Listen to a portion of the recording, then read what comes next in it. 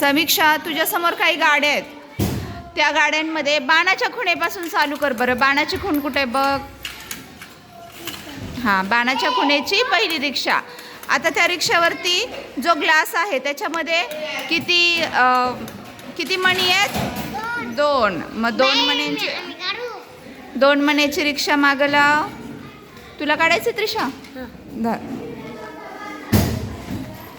2 मण्यांची रिक्षा लावली. 2 मण्यांची रिक्षा मागे लावली. याच्यामध्ये किती मणी आहेत? 5. बरोबर, 5 मणी. आता इथं 5 अंकाची रिक्षा लावली. आता 5 अंकाच्या रिक्षामध्ये किती मणी आहेत?